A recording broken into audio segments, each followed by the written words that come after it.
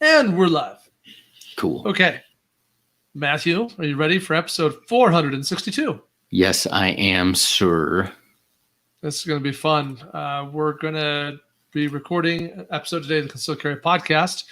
You get to hear from me and Matthew today because Riley, who was planned to be here, had a household emergency. Maybe that's where we leave it. Yeah, I don't know how much information he wants us to divulge.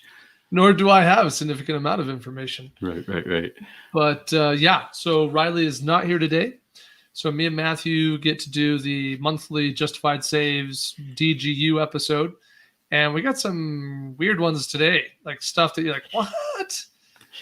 So yeah. The episode title I put was, I already forgot what I put. I think I put good guy charged with felony and cops leave guy to die or something like that. So it's going to be a little bit wild. Hello, Dell. Welcome. Thanks for being here with us today. All right. Well, I'm ready to jump in. For those of you who are attending here live, we will be monitoring the comments both on Facebook and YouTube, and we will do our best to respond as able. That's the story. Yeah, so here we go. It's harder for me to get sometimes on YouTube, but I see. I'm on it. Do my best. David, welcome, David. Okay, here we go. Episode 462. This is the Concealed Carry Podcast, episode 462. Welcome to the Concealed Carry Podcast. I am your substitute host, Jacob Paulson. I am joined today by Matthew Marister from Columbus, Ohio. Hello. What's going on? So, Ohio has three major metros, Cincinnati, Columbus, and Cleveland. Is there like a battle there? Like which one's cool and which one's lame and stuff? Or is it like whatever, no one cares? I mean, it's kind of like three, I don't know, stepchildren deciding like who's the coolest, right? Like nobody's actually as cool as but I think Cleveland's the best. That's where I'm from. But there's a big rivalry between, Cincinnati, Cleveland. Columbus is kind of just like Columbus, they're right in the middle. So, and it's smaller than the other two, I think. Yeah. I've never lived in a state that had more than one major city before. So that's news to me. And I grew up in a state that didn't really have any major cities, as it were. so having three is kind of crazy to think about. Okay, well, welcome everyone. We're going to have a great episode today. We're going to be talking about Justified Saves defensive gun use stories from the last few weeks. Matthew had a lot to choose from, and we've whittled it down to a small number of winners here. 7 news stories we're going to be reviewing today. We do have live attendees with us right now on Facebook and on YouTube as we record this. So we'll be monitoring those comments and responding as able and as appropriate. All right. First episode sponsors, because that's the thing we do. Today's episode is sponsored by Mantis and the Range Tech Shot Timer. So Mantis is a fancy device you connect to your gun via rail or otherwise, and it measures the movement of the gun and tells you what you're doing wrong when you shoot it. Yeah, I think that's a pretty good summary. Yeah. It also has other features like draw analysis and stuff. And it's cool and fancy and tech awesomeness stuff. Bluetooth and incredibly sophisticated stuff. Yeah. It's smarter than me for sure. And so you should pick one up. You can go to concealedcarry.com. Those are first sale in our online store. I would the X3 and the X10 are kind of the two major models right now. The X10's got all the bells and whistles, and the X3 is a little bit more like a budget model for those of you who maybe don't care about draw analysis or some of the other features that are exclusive to the X10. And today's episode is also brought to you by the Range Tech Shot Timer, which also is a device that connects via Bluetooth to your phone. And I might add, the two work together. The reason I chose these two products to be our sponsors today is because I did some testing earlier this week at the request of a potential customer and discovered that you can use the Range Tech Shot Timer and the Mantis X at the same time. So you can go to the range, put the Mantis on your gun, turn on your shot timer, launch the Range Tech app, connect it all up and good and dandy and stuff, and then minimize Range Tech, launch the Mantis app, connect the Mantis, and then hit go on your timer from the blue button right on the timer itself. Shoot stuff. The Mantis will receive data, and then when you're ready, you can pop back over to the Range Tech app, and boom, all your shot times will be there. So those two products play well together. Mm-hmm. Good times. Yeah, I don't know what else to say about that. One other quick thing before we move forward. This week and next week, we are hosting and sponsoring a raffle. It's a raffle in which you can buy a $5 raffle ticket. There'll be 24 prizes given away on December 20th. And you can learn more about this raffle by going to concealedcarry.com/Grayson, Grayson. This raffle is a fundraiser. The money is going to be donated to a family who recently had a premature baby born and discovered that they thought that they had insurance coverage and they did not. And they've racked up a pretty significant, hundreds of thousands of dollars medical bill with Grayson's time in the NICU. And so this fundraiser is to help support them and pay for those medical bills. And so you can buy I said 5, I lied. It's a $10 raffle ticket. You can buy as many of those tickets as you want. And there will be 24 prizes given out, tickets drawn at random on December 21st. So concealedcarry.com/Grayson. Did you check that out, Matthew? Did you read that thing? I did. It's pretty cool. It doesn't get much better than that as far as pulling together to help out a cause. So, yep. Yeah. And there's some pretty sweet prizes on here. I don't know if you looked through it. You I can didn't win see a all Frigicon RMR. It's a $700 optic. Yeah, it's huge. There's a mod light. You can win a Mantis X10, a Mantis Blackbeard. That thing's cool. $250 gift card to Newbold Targets. That's pretty sweet. Yeah. And then a bunch of stuff from us.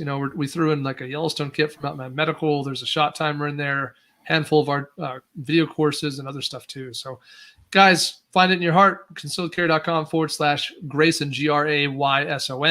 You can buy your raffle tickets through December 20th, and you can buy as many of those tickets as you feel so inclined to support that family.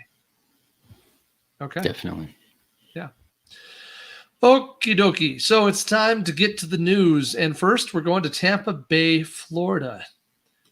I read this one earlier this week, Matthew. You sent it to our company team, a team in our company, and I was reading through this one, and I just thought, what? Like, this is shameful. Now, I'm not a cop. I've never been a cop. But you, Matthew, you've put on a badge before. Like, give us the breakdown. What happened here, and what did you think when you read the story? All right. So first of all, guys, if you haven't seen it, like you said, this happened in Florida.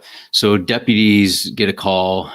Well, first of all, a guy, he's a guy who beat, I think it's polio. Was that what? He's a childhood survivor, polio or something like that. Yeah, he's 70 years old, and he's a childhood polio survivor. Yeah, so pretty good right there. He hears some noises outside his home. Comes down, flips on the light, and sees a dude outside his home who's obviously, agitated, starts charging at the door. He has this glass kind of storm door in front of his front door, and dude's trying to break into the home through this door. He had the guy inside. I forget his name. Norkunis. His name's Bill. Norkunis. Bill. We'll call him Bill. It's a little easier. Bill's easier. So Bill grabs a firearm that he has with him and calls the police. Calls the deputy. Seems pretty reasonable. Well, as he's on the phone with the dispatcher, he's telling him, "Hey, you guys got to send deputies down here. Somebody's trying to break into my home. I have a firearm." On the call, dispatcher hears him telling commands that, "Hey, don't come in. I'm going to shoot you." He's yelling at the guy through the door, and telling the dispatcher, "Hey, send him over. If this guy comes in, I don't know what I'm going to do. I'm going to shoot him." So basically, this goes on for about 15 minutes. He's on the phone with dispatchers, asking him about while he's on the phone with the dispatcher, what am I going to do? Can I shoot this guy when he comes in my home? I don't know what's going on. Where are they? He says some expletives and stuff like that. And eventually this guy shatters this kind of glass. It's not a storm door. It's just like a glass kind of insert into the door. The glass shatters. They hear that in the background. And still deputies aren't there. And he's like, where the heck is everybody? Well, deputies staged around the corner. There were 18 deputies that show up and stage. They don't come down the street, and he lives on kind of like a dead end or a cul-de-sac type street. Right. And they stage and start searching the area, or basically canvassing the area to make sure there's not additional suspects or that other people aren't in danger, instead of going to the guy who's actually in danger. And eventually they only take the guy into custody because the guy smashing into the door, he doesn't actually gain access, but he ends up walking down the street to the police and turns himself in. The guy is kind of a little nutty, but it's insane. It's absolutely insane what happened. And, I as I read it, I'm thinking, there's technique and there's tactics and there's officer safety and all that. And, we can argue about like, should officers just rush in and throw tactics to the wind, but there's tactics and officer safety. And then there's cowardice and just complete, a disabandonment of the oath of, protecting people who are actually in danger.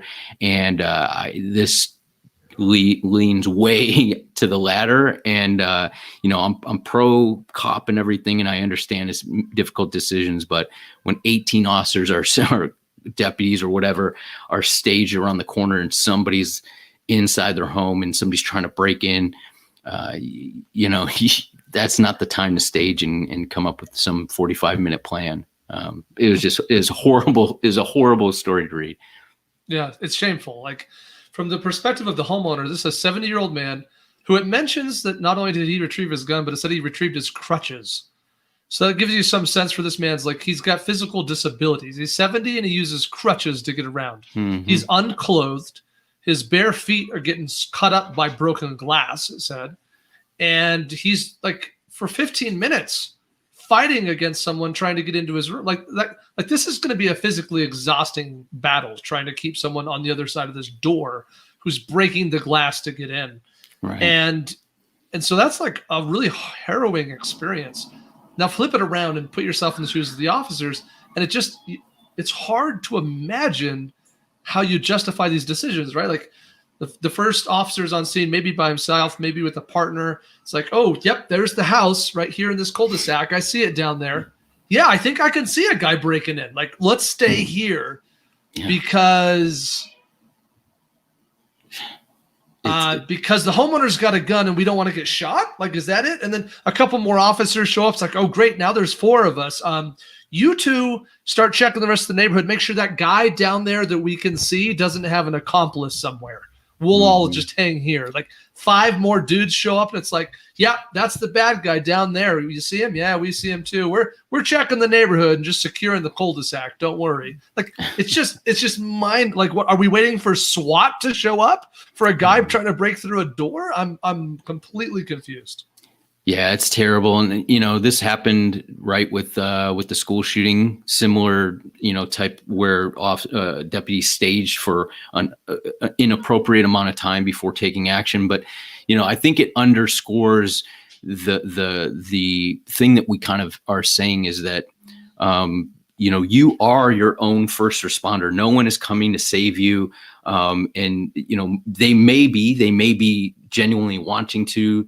They might not be able to get there in time, or maybe they just don't have the willpower or the training to do it appropriately or quickly or expeditiously and stuff. And so, you don't know what response you're going to get, right? We love officers and stuff and we need them, but you don't know the response you're going to get, and you don't know the time.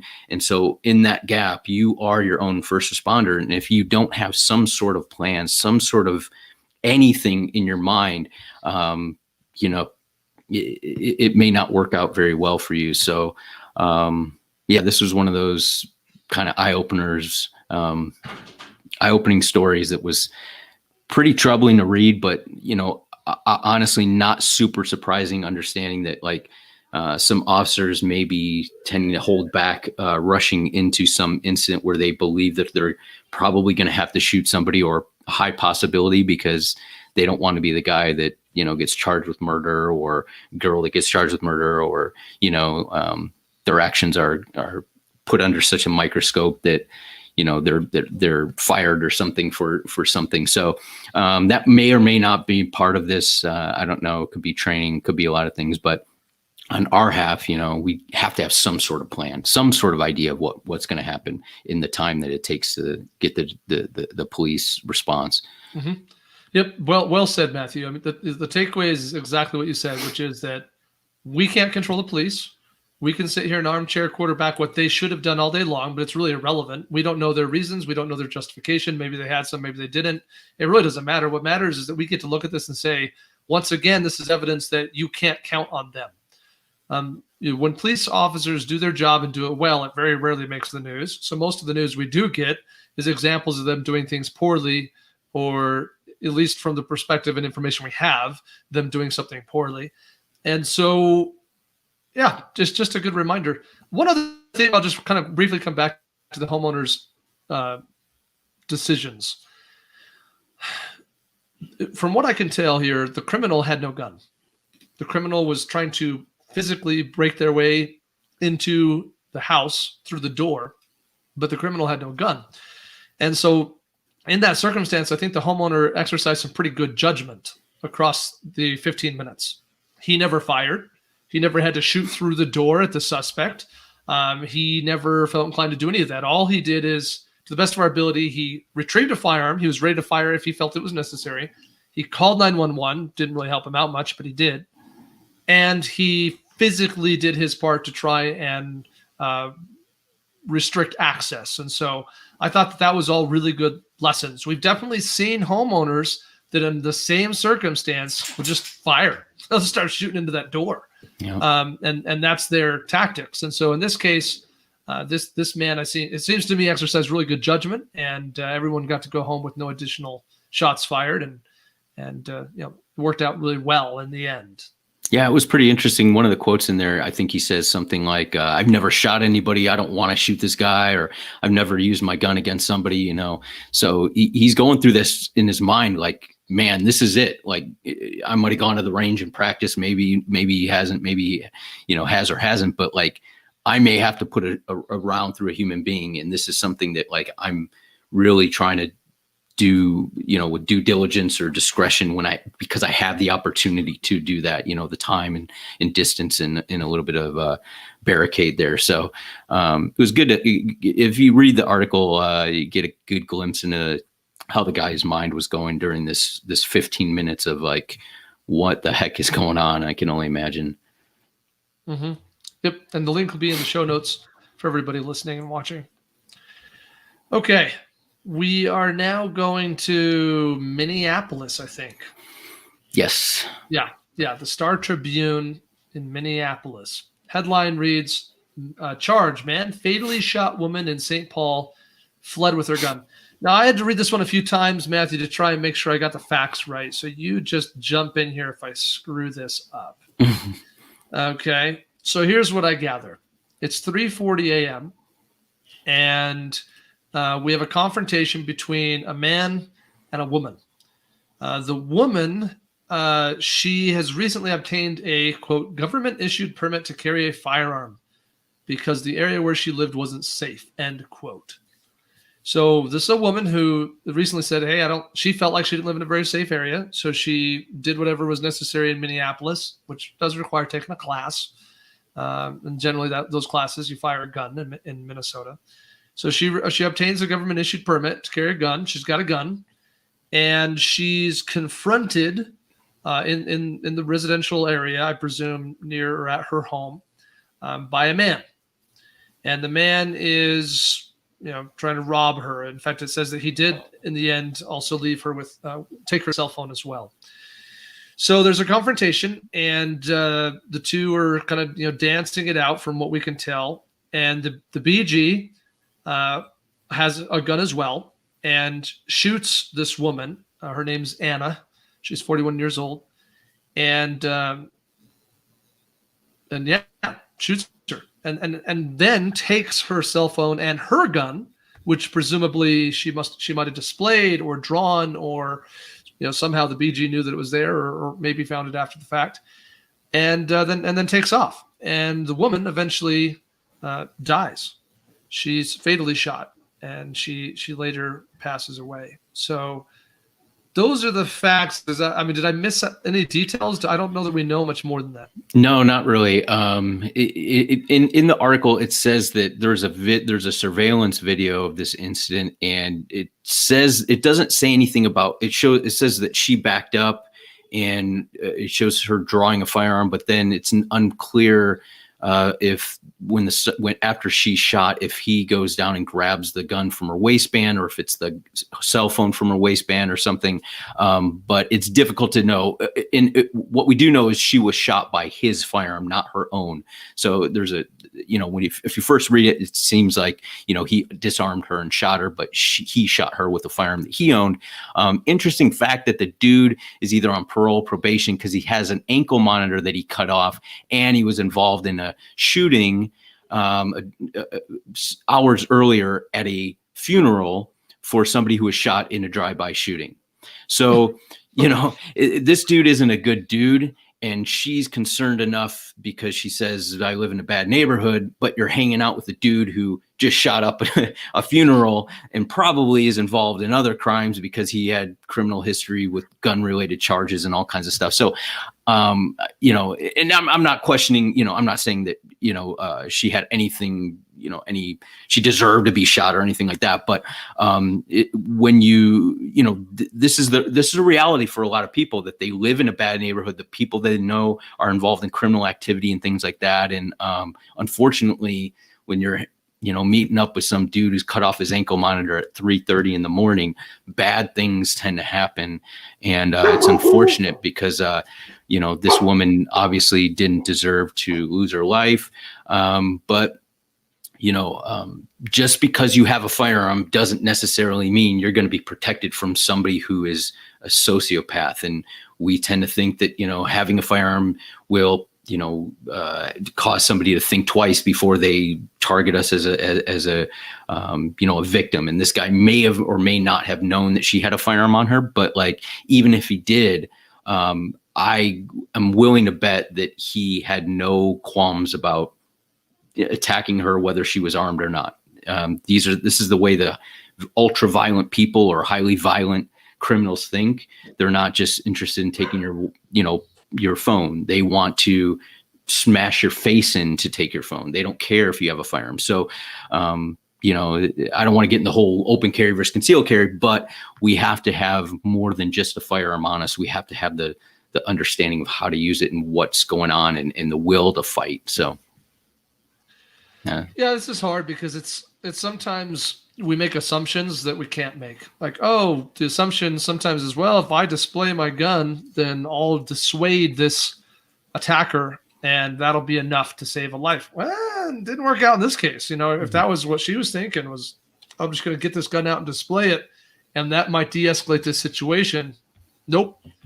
It might be, in fact, the display of her gun that escalated the situation. It might be the display of her gun that caused this to go down the way it went down. That caused the BG to decide to start shooting. She's got a gun, no problem. I'll mow her down. Right. We don't know from the story whether or not she got any shots off at all. Mm-hmm. Whether that was because she was just not prepared to fire her gun, or whether or not she didn't have the opportunity or time before she was taking. We don't know. It's not clear if she fired any shots. She might have, she might not have. But I think the takeaways for me would be, number one, if someone's got a gun in their hand, I know that they have at least the potential to inflict bad, nasty, serious injury and death on me. Then if I decide to react with a gun, that action is going to include shooting. I'm not going to draw a gun on a gun and be like, I got one too. No. If the decision is to react with my gun, and they have a gun or other serious means of doing bad, nasty things, bullets are probably going to fly. There's exceptions to everything, but it seems like, no, we don't We don't say, check it out, I got one too. That seems like a poor use of tactics. It's probably time, if it's time to draw the gun on a gun, it's probably time to shoot that gun. And lastly, I think just this idea that the reality of, well, if I'm going to have a gun and carry it around, that's a tool I have to be willing to use. I have to be willing to use that tool, not just think that it's a way to de-escalate a situation or put someone in fear. And later we're going to talk about, in fact, the potential legal consequences of just putting someone in fear. So that's going to come up. Okay, Matthew, that was an interesting one. Let's now go to, let's see, where is this? KIRO Channel 7. Oh, yeah, Fife, Washington. Fife, Washington. Yeah. Okay. Fife, Washington. All right. So this is an interesting one because it claims, by headline, a Fife man murdered in shootout with robbers who followed him home. Yeah. Take it away. Yeah, so this one kind of, I mean, it hits on a lot of the same things that we had in the last incident. So this one, police say a Fife man was followed home, robbed, then murdered in a shootout with two suspects. They were later detained. One of them, they both show up at the hospital. One has gunshot wounds, one doesn't, and they're detained and they connect the shooting. The person who was robbed and shot ends up dying on scene. But it's unfortunate. So basically, and police don't know why this guy was targeted, why they followed him home, or if they knew them or not. It doesn't seem like they knew him, but they targeted him for some reason. They followed him a certain way until he got to his home. He doesn't make it inside the home, but he's robbed, and he draws a firearm, and they begin to get into a shootout. Bullets fly both ways. The bullets that strike him end up killing him. The bad guy survives. And this is one of those stories of, this guy fought for his life. I don't know the circumstances. We don't know exactly, was he drawing on a drawn gun? Did he have the opportunity to de-escalate it? Is drawing the gun what caused these bad guys to shoot him, or were they going to shoot him anyways? And he just decided, hey, if I don't get my gun out, I'm going to get shot anyways. I might as well impact this event somehow. And we don't really know, but we do know from this, and what the big takeaway is that bullets go both ways. And if you're drawing a firearm, it's probably because there's a deadly threat, or it should be. And that means that you have a possibility of dying. And so this is what ends up happening to this victim who was targeted by two dudes. It's just a sad story, but it's the reality of what we do, and why anybody who can avoid a situation, or says I got my concealed handgun license, now I'm going to go here, I can go here now, or do this that I wouldn't have done it before, but now I have this, so I have my gun, it's going to protect me. And it's like, and I'm not saying that's what this was, but this is a story reminding us to avoid. You try to avoid as best we can, and be aware of your surroundings, and identify threats before they become a situation where you have to respond with the firearm if possible. So it's a sad story. We're the bearers of bad news today, aren't we? I just realized, so far all the stories we've covered are not super fun. Yeah. So we just know so little. What we know about the story is two dudes followed other person home. Shootout between them occurred. Good guy killed. Criminals survived. So that's really the extent of the fact that we have. Yeah, we don't know again why they were targeted. You covered a lot of good tactical considerations. But that does linger in my mind, right? Because most of the time, the apparel I wear every day shouts a gun owner. Not always. It depends on where I go. But most days I work from home, or I go to the office and back.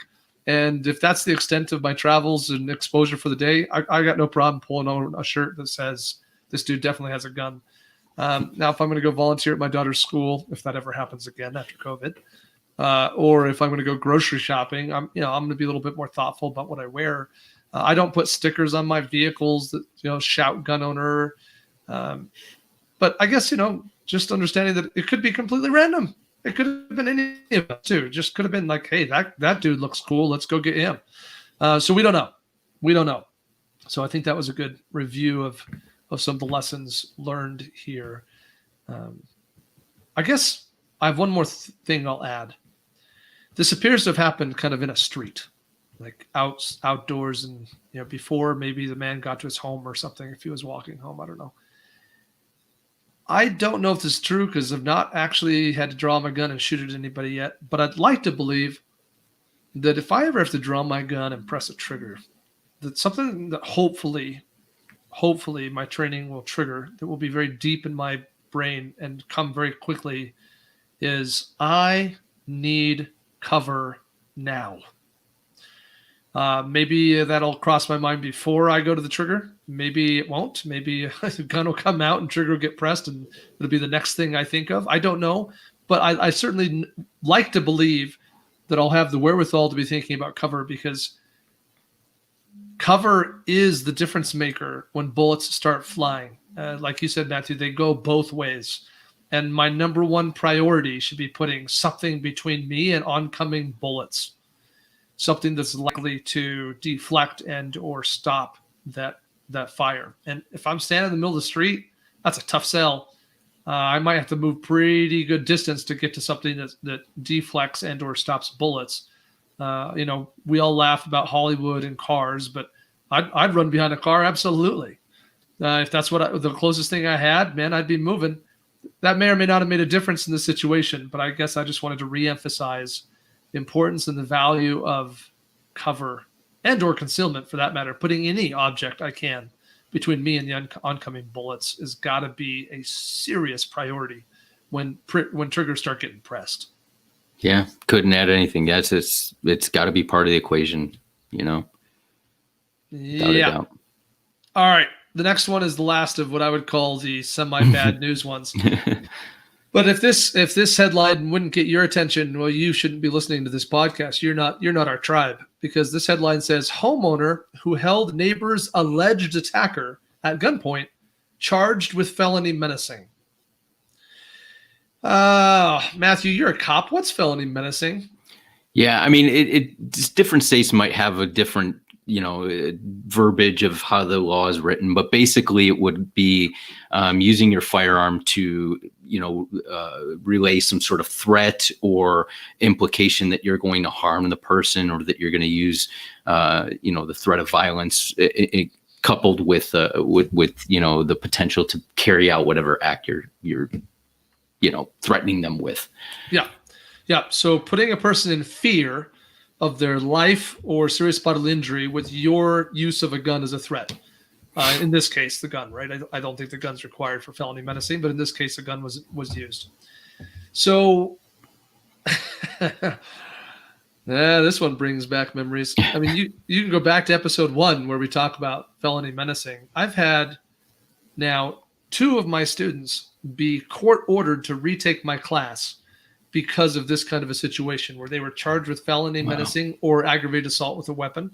And they basically plea bargained it with the judge down to, I'll retake a gun safety class. So that was lucky for them. But I guess I'm trying to communicate this happens more often than you think.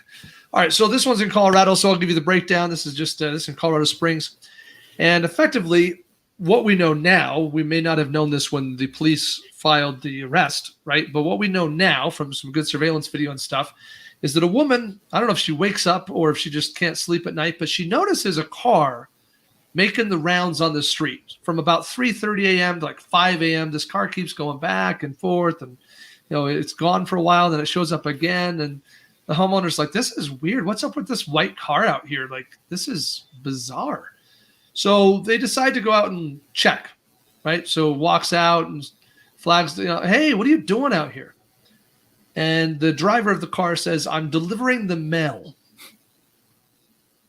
That's not true.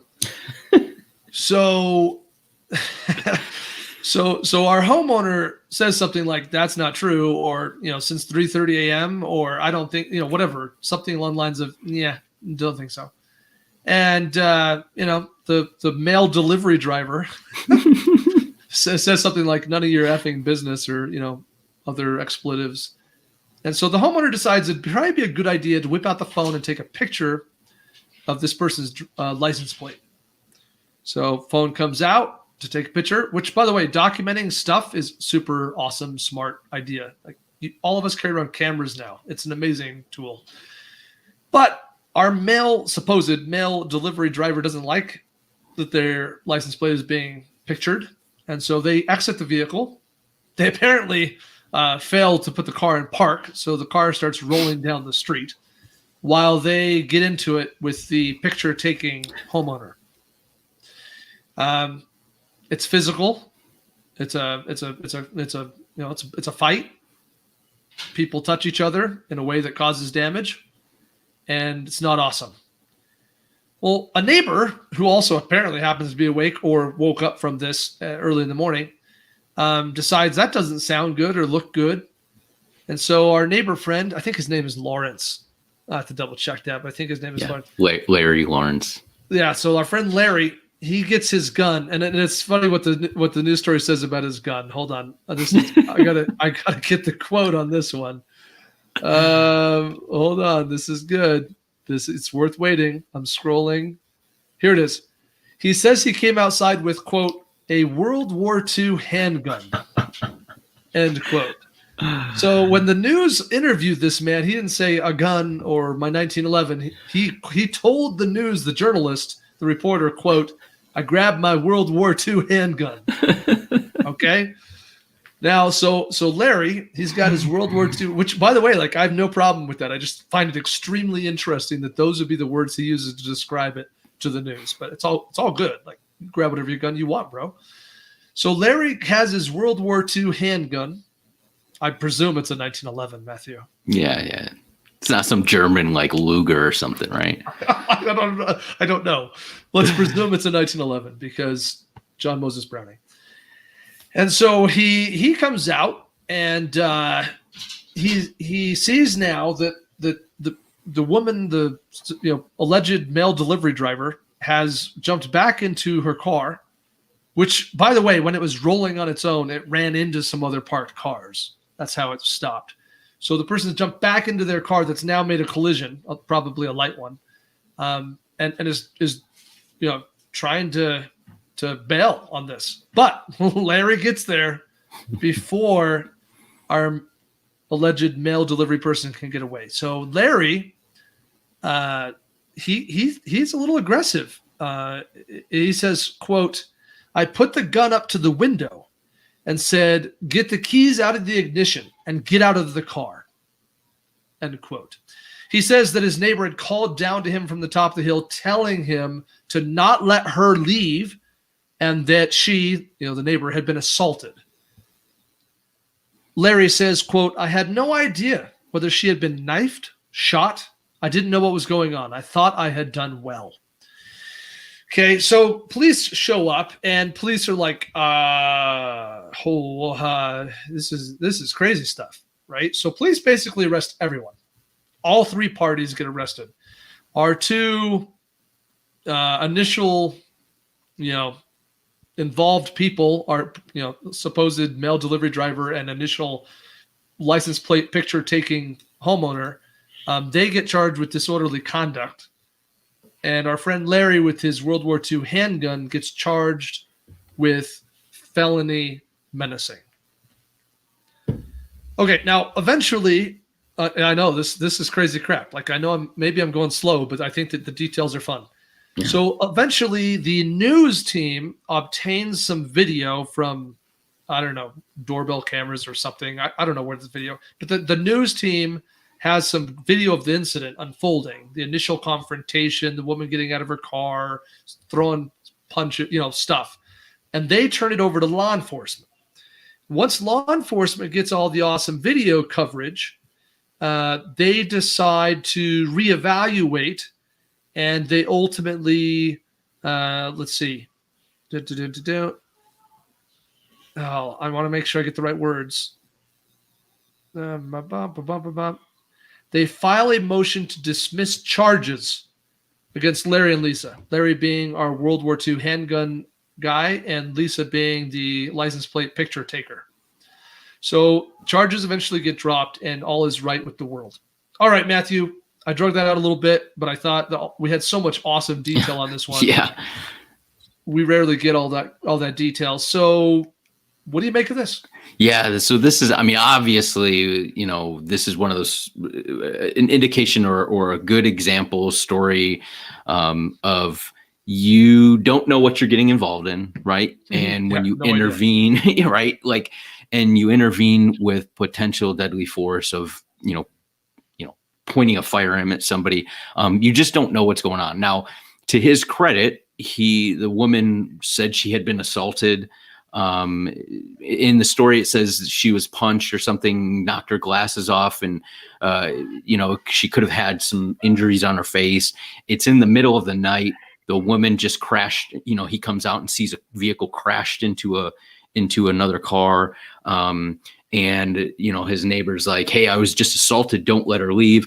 I think it's reasonable to think that he's going to go and try to stop them from leaving. I think that probably be a reaction most of us would do or would consider.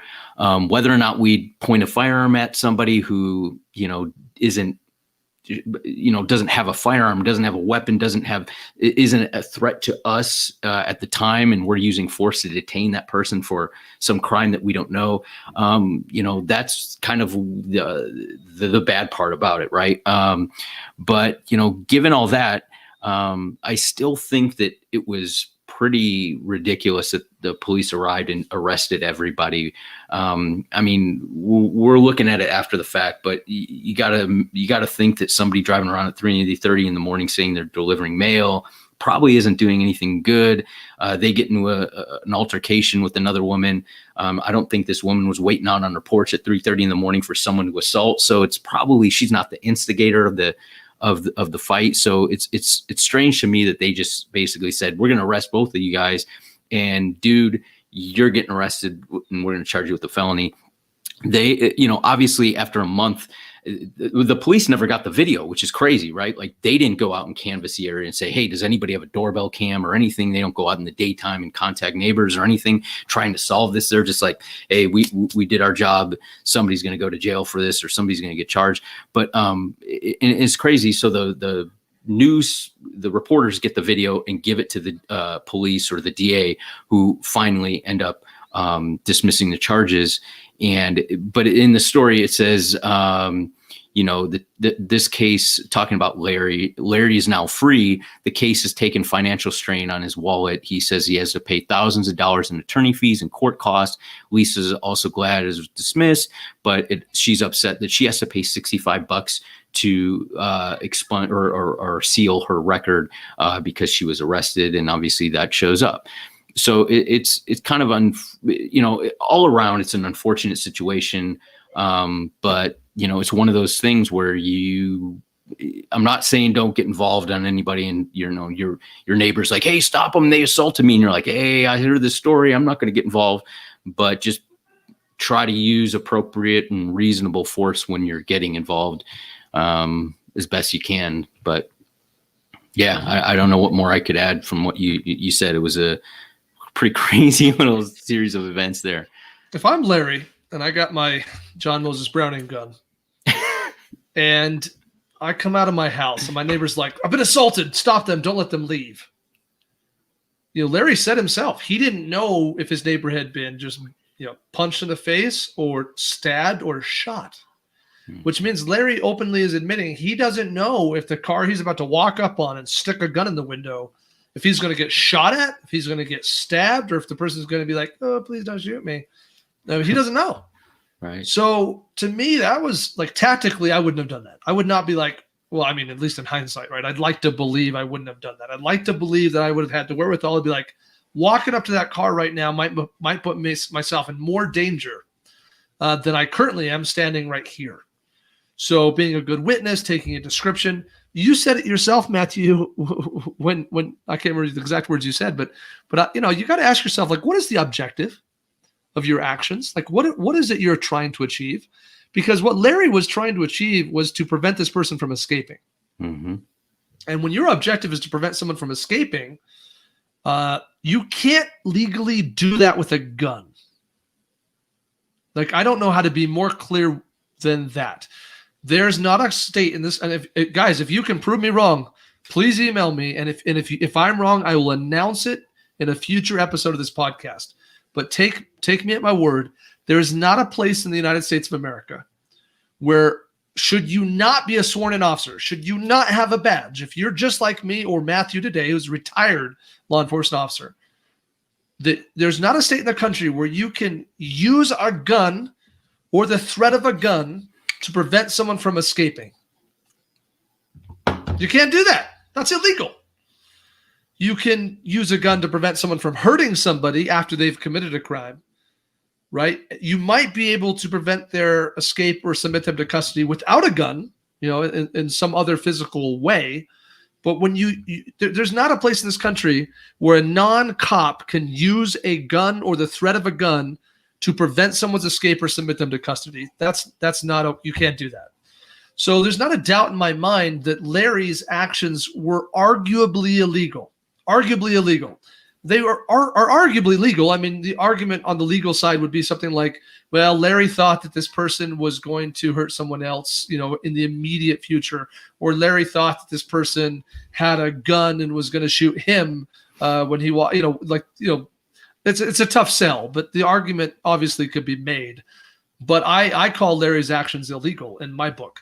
So the DA getting the video and choosing to drop the charges is also a great example of a prosecutor or DA's office, or sometimes the police officer, exercising some discretion to say, hey, we have laws and maybe this person broke one, but the spirit of the thing is that this person really doesn't need to be charged. They didn't really do anything wrong, and we don't need to push this one through our overly heavy legal system that is already backed up. Yeah. So that's my 2 cents on this. A, getting involved in the way he did, I think, was tactically foolish, and B, arguably illegal. So it worked out okay for Larry in the end, but he's out some cash. Yes. We don't know how much. Super good analysis and kind of, because a lot of times we'll read something, and I'll even read a story where I'm like, I can't believe this person wasn't charged, knowing that it's criminal, right? Their act is letter of the law criminal, and just because they're not charged, to somebody who's just kind of gleaning over and they don't get into the substance or think about is what they did legal, not just were they charged, right? Because whether or not somebody was charged or whether they're convicted of something doesn't mean that what they did was or wasn't illegal. Correct. And so that's a huge distinction. So people will be like, well, I've read all kinds of stories, or my buddy got in a shooting and he did this and that and he was never arrested. And it's like, it doesn't mean what he did wasn't illegal. It just means they had some discretion and chose not to prosecute, or charge. And so we got to be careful with that. And it's good that you pointed that out. Yeah, we see innocent people get charged all the time. We certainly see guilty people not get charged. So, that's the point. That's why our system has discretion. And so I have no problem with the charges being dropped. I don't want Larry to go to jail. This is probably a minimum 10-year prison sentence if he was convicted of felony menacing. I don't want Larry to spend 10 years in jail. I don't think that would be fair, but I kind of sort of think what he did was illegal based on what I know. I will leave you with this thought. We got other news stories to get to, but this was my favorite one from today. What's your objective? If your mindset is truly a defensive mindset, the kind of mindset we talk about on this podcast all the time, the kind of mindset I'd like to think I'm trying to ingrain for myself, then when I walk out the front porch with my 1911 and my neighbor says, she assaulted me, don't let her go, I hope that a true defensive mindset person would say, my job right now, my objective is to A, ensure I live to tell the tale, and 2, that my neighbor lives. And if those are my 2 core objectives, then running over to that car and shoving my gun in the window is not the best course of action to ensure those 2 primary objectives. Running to my neighbor, checking on her injuries, maybe getting her to cover, or myself taking cover and waiting to see how the situation unfolds for the next 30 seconds before I do anything drastic. Those would probably be the actions dictated by a defensive mindset where one's objective is to survive and to make sure that the innocent party also survives. So for whatever that's worth. Yep. Perfect. All right, let's go to the carjacking in St. Louis. So this is another one we don't get a lot of details, but our headline: carjacking victim shoots, kills 14-year-old suspect in Jennings. Matthew, take us through this one. Yeah, so Jennings isn't too far from Ferguson. It's not a great area in St. Louis, but basically they actually give the boy's name, which normally they don't when they're juveniles. But basically, about 3:45 p.m., so in the afternoon, parking lot of gas station. These two juveniles, one is 14, the other one we don't know the age or the name, apparently climb into the vehicle of this 53-year-old man, who I would assume must have either gone into the store, the gas station to pay or something, leaves the car door open, and these two juveniles, armed with a firearm, have the idea of, let's get into this vehicle and possibly to carjack this guy. He gets back in the vehicle. Everything's going as planned. Like, they get in the car, we got our gun, everything's good to go. And apparently this man notices these guys as they produce a firearm. He happens to be also armed and shoots one of them in the chest. That kid runs, the 14-year-old who ends up dying. He runs and collapses dead on scene, and the accomplice runs off and is gone. They don't know what's going on. Or actually, I'm sorry, the boy who was shot, he was taken to the hospital. He died at the hospital, not on scene. They recovered the firearm from the suspect who was shot, or the boy who was shot, and it says here that they took the man who shot the guy, they took his firearm too, and it's not clear. I mean, obviously, in the story, it doesn't say he was charged with anything, but obviously, this is one of those things where the headline is like 14-year-old boy shot, and it's easy to think that this was some sort of incident where a kid was shot. And I'll go into further just to say that in this article, it links to another article that talks about underage people shot in St. Louis, in how many and how extraordinarily high that number of juveniles shot in the city is compared to other big cities. And I'm not down. Like, it's tragic. If you read the article and you look at the numbers of juveniles that are shot in this area, it's ridiculously disproportionate. It's terrible. The crime is extremely high.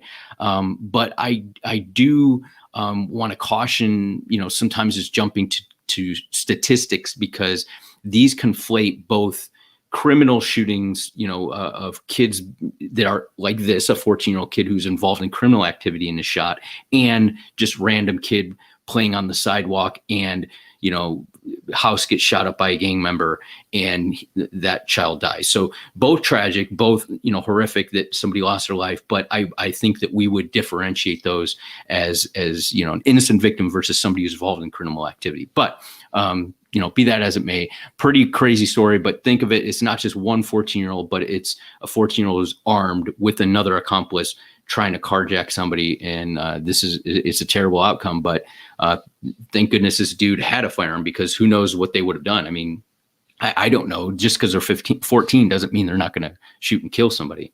So yeah, they got a gun. We've seen it happen before, right? So super valid analysis. We don't know, from reading the story, it's not clear to me like where everybody was when guns started fire, like when guns were fired.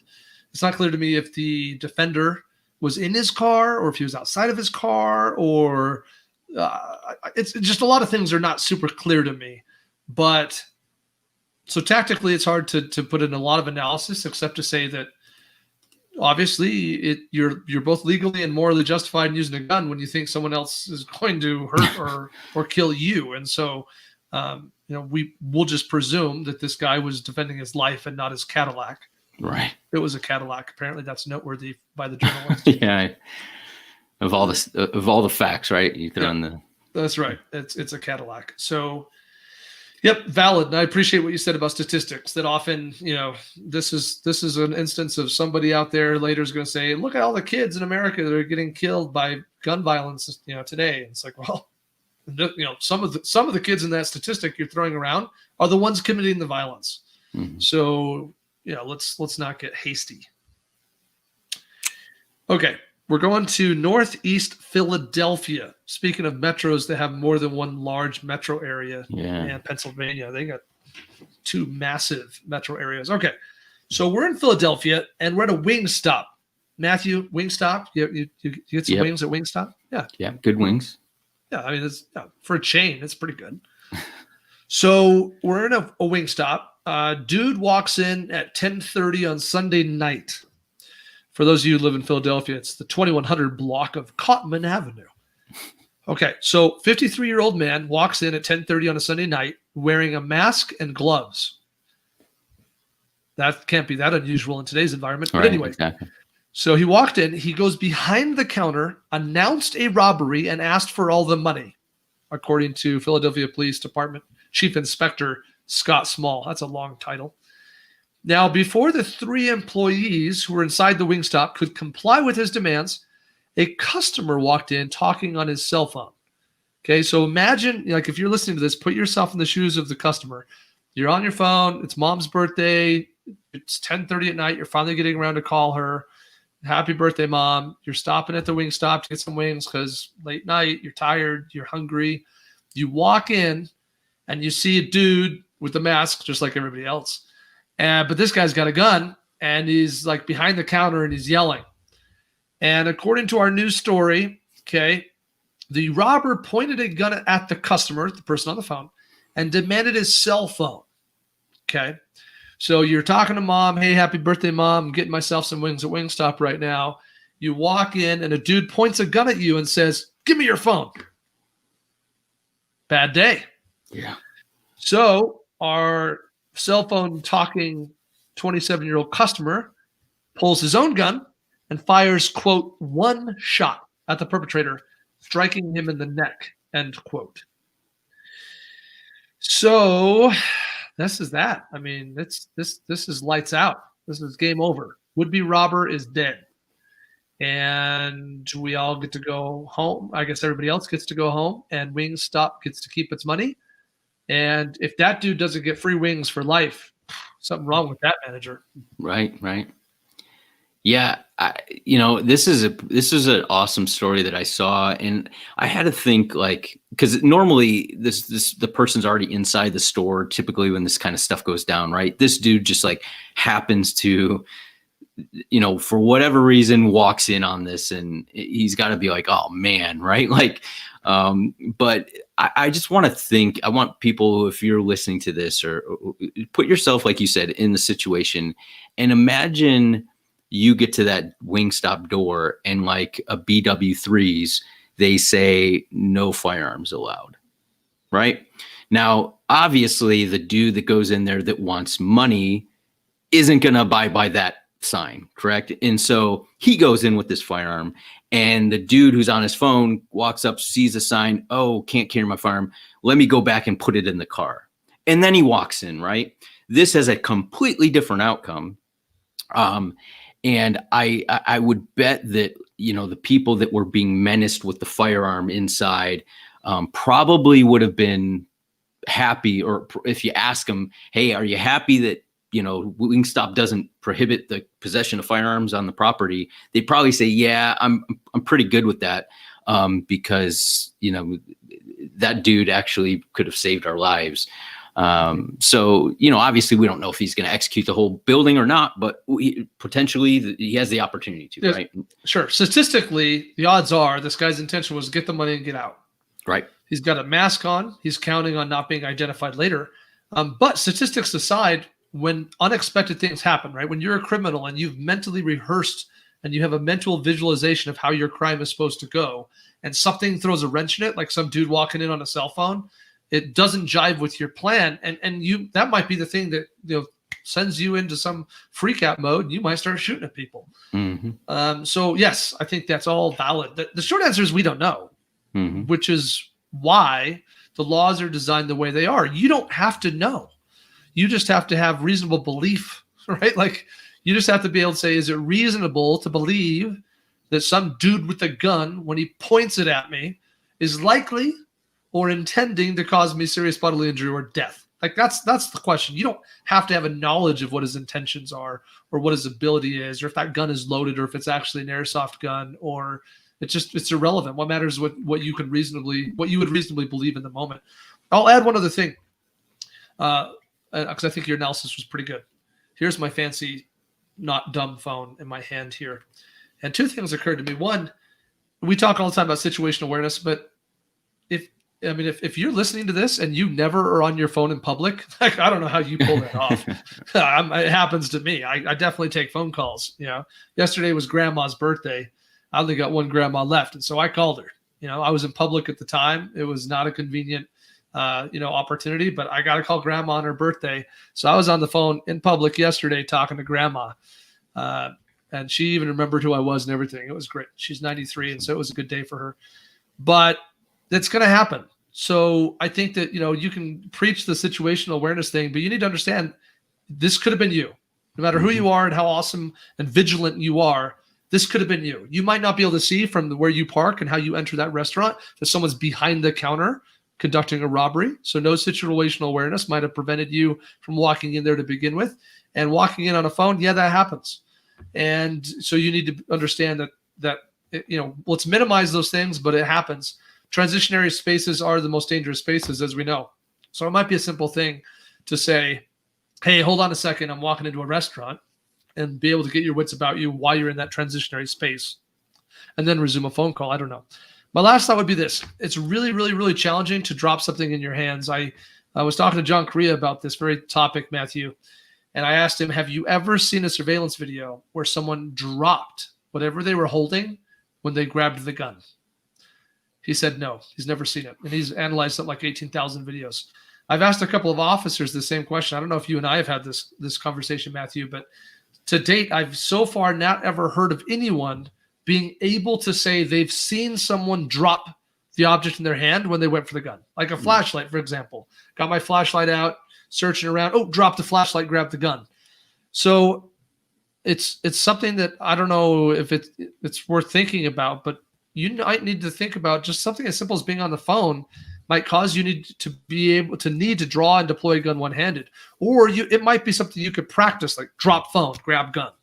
But instinctually, nothing in your brain will say it's a good idea to drop your cell phone.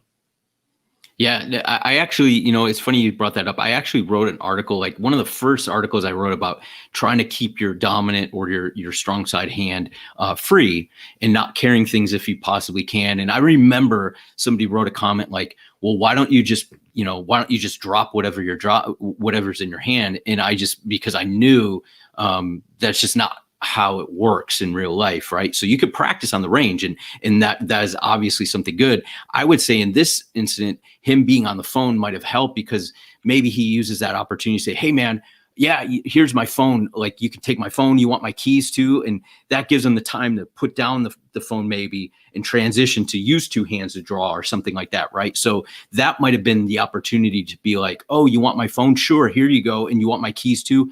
And instead of grabbing my keys, I'm clearing my garment to draw my firearm. So that might have like actually helped him. But yeah, you're exactly right. In the heat of it, you're not going to think drop here and this hand pick up. Your brain it's like we do two things at one time, right? So it's really difficult to do. So yeah, it's a total valid point. And I'm glad that this dude was able to get to his firearm, whether he drew one-handed or, gave him the phone or put it down, and, we don't know, but yeah, total valid point.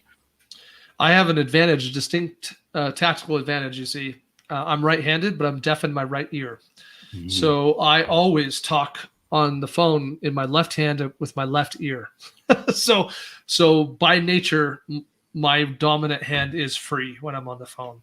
But that might be something you might consider. Like, should I start teaching myself to use my phone with my non-dominant hand? I don't know. Something to think about. Yep. All right. I think we got one more, Matthew. This is Meals on Wheels. So just for those who don't know, Meals on Wheels, and I'm no expert, Okay, but what I understand is that Meals on Wheels is a nonprofit organization. It's a national organization, and they deliver meals to people who are financially in need of assistance. And I think that they specialize in people who maybe have disabilities and are homebound. Am I on topic? Yeah. Yep. So in this case, we have Meals on Wheels worker shoots teen suspect during armed robbery. So we have a neighborhood where a man he's an employee of Meals on Wheels, and he's apparently well known in this neighborhood because he's often in this neighborhood delivering meals. Right. So this is a relatively charitable person, and they are there to deliver a meal. And in the course of the delivery, the Meals on Wheels driver, delivery worker person is accosted by an attempted robber. Very specifically mentions 14-year-old teen suspect. So it's a bad day on today's episode for 14-year-old males, apparently. Anyway, so a 14-year-old suspect tries to rob this Meals on Wheels driver at gunpoint. It specifies, so we know that the 14-year-old suspect also had a firearm, and the good guy prevails. The good guy, is able to draw and deploy his own gun and defend himself, and it works out in his favor. The 14-year-old suspect's rushed to a nearby hospital and is expected to recover. So that's a good thing. Did I miss anything, Matthew?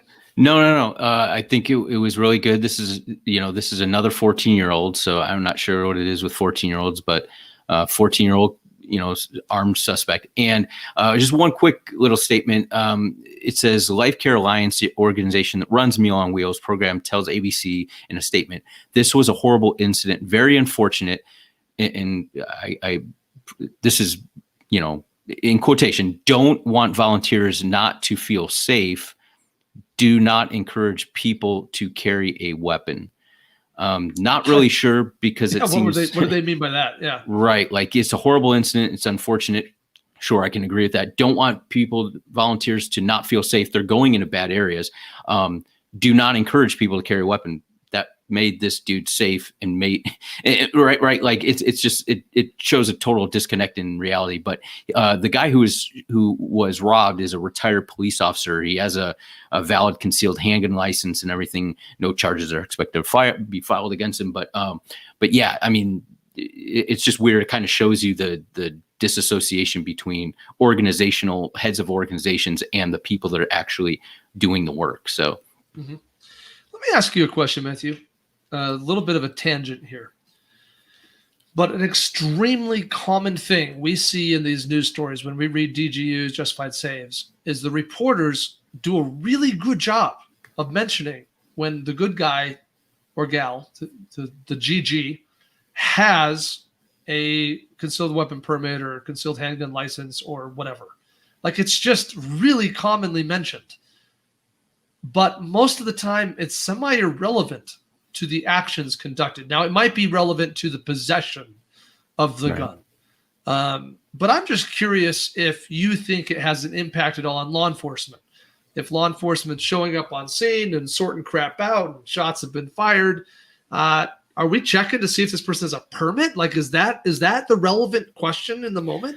I don't think in the moment. I think later on you're looking at like all the potential. Are they legally justified to be in the place? Are they legally justified to have the firearm? And then you're kind of looking at, okay, initially is was there justified use of force? Yeah.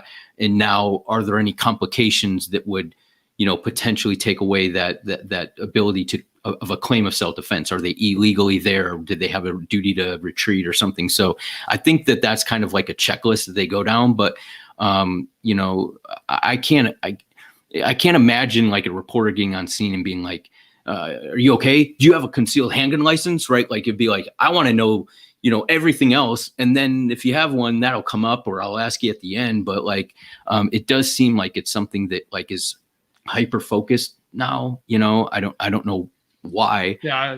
But yeah, I think your answer is what I would have presumed to be true. I just think it's interesting that reporters do a really good job of reporting on, the fact that all of our good guys and most of our stories happen to have a concealed carry permit. It seems extremely highly relevant to the news teams and journalists of America. And And I'll add that it might be something that does have a positive impact on an officer. And I think that we've talked about that before when we talk about things like traffic stops. But I think that an officer might, it might create a positive feeling or sentiment for an officer, at very least, when they do find out that you do have a permit. That might create this sense of, oh, okay, well, this person is, not a criminal that was running around with a gun. I mean, they had a permit, they obtained it for, to defend themselves, and here they are, and we're in this incident, and looks like that's what happened. So I do think it does have positive impact for whatever that's worth. But yeah, it's just, I find it bizarre that reporters feel that it's extremely relevant information. Right. All right, folks, that's it. That wraps up our episode today. We do need to pull a winner. We continue to do our weekly giveaways. You can learn more and enter the weekly podcast giveaway at concealedcarry.com/podcast prize, all one word. So make sure you go and enter. This week, we're pulling a winner of a Carry a Big Stick t-shirt. It's a cool t-shirt. I wore it a couple days ago. It says, "Speak softly and carry a big stick." It's got a picture of an AR-15. What more do you want? It's awesome. Someone's going to win that today. Matthew's going to pull a winner here in just a moment. Next week, we're giving away a DVD. It's our Bump in the Night video training DVD. So make sure you go to concealedcarry.com/podcast prize and enter to win the Bump in the Night DVD for next week.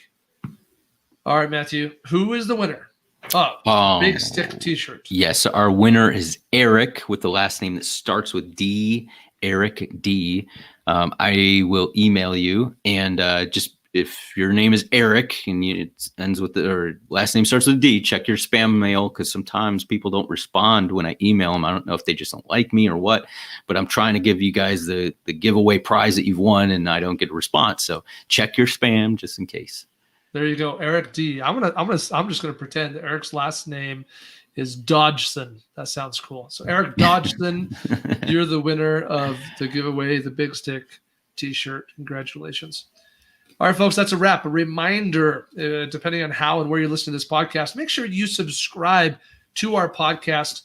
You can do that from any podcast app. And in fact, guess what? Just discovered Audible. For those of you who are Audible users, Audible now has podcast subscriptions. You can launch your Audible app where you listen to all your audiobooks. And right there within the Audible app, you can now search for podcasts. And this podcast is in the Audible directory. So you can subscribe to and listen to the Concealed Carry podcast via Audible. And any other app out there that you might like. TuneIn Radio, Podbeam, Spotify, iTunes, Google Play Music, whatever they call it these days. There's a Google Podcast app. All of the above. I'm pretty sure anywhere where podcasts can be listened to, you can subscribe to our podcast. And that will ensure you never miss an episode.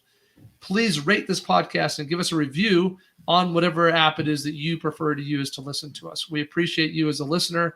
Thank you for all that you do. Remember that this episode is brought to you by the Mantis and by the Range Tech Shot Timer, both of which are available for sale at concealedcarry.com. So remember, train right, train often, train hard, so you can fight.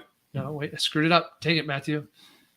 Train often, train safe, train right, so you can fight hard, fight fast, and fight true. Got it. Take care, everyone.